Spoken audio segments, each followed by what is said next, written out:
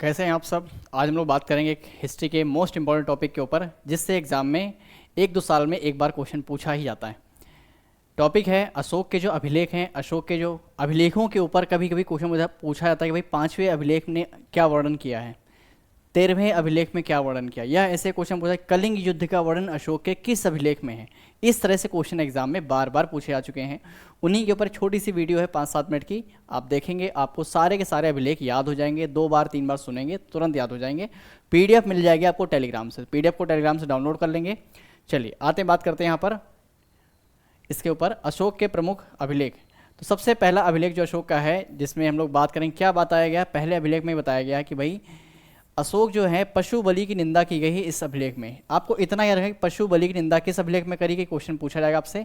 तो पशु बलि की निंदा जो करी गई अशोक के पहले अभिलेख में करी गई, याद रखेंगे इस बात को। दूसरा जो शिलालेख अशोक का है, इसमें अशोक ने कहा अशोक ने मनुष्य एवं पशु दोनों की चिकित्सा व्यवस्था का उल्लेख किया है। तो जानवर और मनुष्य दोनों के लिए चिकित्सा व्यवस्था हो, इस बात को अशोक ने दूसरे अभिलेख में कहा। पहले में भाई पशु बलि की निंदा कर दी इस लोग ने, यहाँ पर दूसरे अभिलेख में भाई चिकित्सा की बात करी। तीसरा जो शिलालेख इसमें कहा कि राजकीय अधिकारियों को, जो उनके राज्य में अधिकारी रहते थे, उन सबको आदेश दिया कि हर 5वें वर्ष के उपरांत दौरे पर जाएं। इस शिलालेख में कुछ धार्मिक नियमों का भी उल्लेख किया गया। तो आपसे सीधे क्वेश्चन बन सकता है कि भाई कुछ धार्मिक नियमों का उल्लेख अशोक के किस अभिलेख में मिलता है। तो यहाँ पर तीसरा अभिलेख है, ठीक है। तो याद रखेंगे, बहुत छोटी चीज़ें हैं आप, लेकिन एग्जाम में क्वेश्चन जरूर आती हैं, ठीक है। जैसे यहाँ पर चौथा अभिलेख है, यह भी पूछा गया है कि भेरी घोष की जगह धम्म घोष की नीति अपनाई गई थी किस अभिलेख में। चौथे अभिलेख में कहा गया था भेरी घोष की जगह धम्म घोष की यानी धर्म की नीति अपनाने की बात अशोक ने करी थी। यह भी क्वेश्चन कई बार एग्जाम में, आप आरओ एआरओ पीसीएस के एग्जाम में कई बार पुराने पेपर उठा के देखेंगे तो ये सब पूछा जाता है, बराबर पूछा गया है, ठीक है। पांचवा अभिलेख है, बहुत ही महत्वपूर्ण है। यहाँ पर लिखा गया है कि धम्म महामात्रों की नियुक्ति के विषय में जानकारी देता है। यह कई बार पूछा गया पीसीएस में। 5वें अभिलेख में अशोक ने धम्म महामात्रों की नियुक्ति करी थी। पहले में क्या था, जो पशु बलि थी निंदा की बात की, दूसरे में मनुष्य और जानवरों की चिकित्सा व्यवस्था की बात करी, ठीक है। तो इस तरह से आपको बार बार पढ़ेंगे, रिवाइज करें तो याद हो जाएगा। छठा अभिलेख है, छठे अभिलेख में क्या है, आत्मनियंत्रण की शिक्षा दी गई है। आत्मनियंत्रण की शिक्षा किसमें, छठे अभिलेख में। 7वें और 8वें अभिलेख में कहा गया कि अशोक की तीर्थ यात्राएं जो हैं, उन तीर्थ यात्राओं के बारे में वर्णन किया कि अशोक की तीर्थ यात्राओं का वर्णन किस अभिलेख में है। तो 7वें और 8वें अभिलेख में, दोनों में किया गया, ठीक है, ध्यान रखेंगे दोनों में है ये।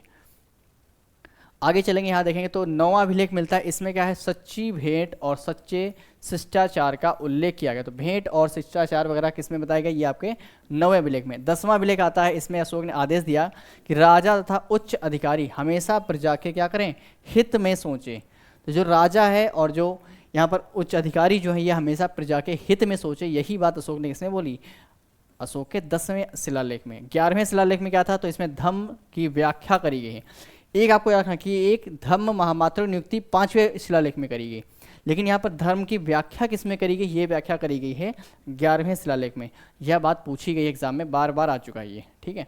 12वां शिलालेख आता है अशोक का। इसमें अशोक कहते हैं कि स्त्री महामात्रों की नियुक्ति एवं सभी प्रकार के विचारों के सम्मान की बात करी गई कि भाई जो धम्म महामात्र नियुक्त किए जाएंगे उसमें स्त्रियां भी नियुक्त होंगी, यह कहा गया है। और सभी प्रकार के विचारों की सम्मान की बात करिए, मतलब जो भी जिसके विचार होंगे उस विचार को नकारा नहीं जाएगा, उसके विचारों का सम्मान होगा। यही बात किसमें करी, 12वें अभिलेख। और मोस्ट इंपॉर्टेंट अभिलेख आपका बचता है लास्ट का 13वां। इस 13वें अभिलेख को कम से कम कुछ बार नहीं तो 20 बार एग्जाम में पूछा जा चुका है। पीसीएस एग्जाम में कम से कम 20 बार क्वेश्चन पूछा गया इसी बात को लेकर के। 13वें अभिलेख में क्या है, तो कलिंग युद्ध का वर्णन है। कलिंग युद्ध का वर्णन अशोक के 13वें अभिलेख में। इसी में क्या है, हृदय परिवर्तन की बात होती है कि अशोक का हृदय परिवर्तन हो जाता है। इतना भयंकर युद्ध होता है कलिंग युद्ध का। कलिंग युद्ध जो है, इसी से अशोक का हृदय परिवर्तन होता है और वो धम्म की नीति अपनाते हैं। तो भेरी घोष की जगह धम्म घोष की नीति अपनाई गई, ठीक है। तो यहाँ पर अब यह भी आपको हमने बताया कि भेरी घोष की जगह धम्म घोष की नीति कहाँ अपनाई गई थी। तो याद रखें, देखो यहाँ पर लिखा हुआ है, ये आपका चौथा अभिलेख है, ठीक है। धम्म महामात्र नियुक्ति कहाँ करी, 5वें अभिलेख में। तो ये सारी बातें आपको याद रखें। ये कुल 13 अभिलेख हैं तो 14, लेकिन हमने आपको 13 बताया कि इन 13 से बार बार क्वेश्चन आता है। और बहुत सिंपल सा छोटा सा टॉपिक, तो आप बार बार इसको पढ़ सकते हैं, अपने कान में ईयरफोन लगा के सुन सकते हैं, कई बार सुन सकते हैं। ये पीडीएफ आपको टेलीग्राम पे मिल जाएगी, उसको पढ़ें, रिवाइज करें। देखो यही क्वेश्चन आएंगे, यही सब क्वेश्चन आते हैं जो आपको टॉपिक सीरीज जो हमारी चल रही है एंशिएंट हिस्ट्री को लेकर, जहाँ पर हम टॉपिक वाइज वीडियोज़ आपको दे रहे हैं। ये वही टॉपिक हैं जिनसे कम से कम 20-25 साल में हर साल क्वेश्चन पूछे जाते हैं। कभी किसी टॉपिक से तो कभी किसी टॉपिक से, इनसे बाहर कुछ नहीं आएगा। बाकी पढ़ना आपको, अगर आप चाहो तो पूरी किताब पढ़ सकते हो, कुछ भी पढ़ सकते हो, इसके लिए स्वतंत्र है, लेकिन एग्जाम निकालना है तो आपको बहुत फिल्टर कंटेंट पढ़ना पड़ेगा। ठीक है, तो जितनी वीडियोस आ रही हैं उन सब वीडियोस को देखें, उन सब वीडियोस को शेयर करें। वीडियो अच्छी लगे तो जरूर से जरूर कमेंट करें और शेयर भी करें अपने दोस्तों में सभी को।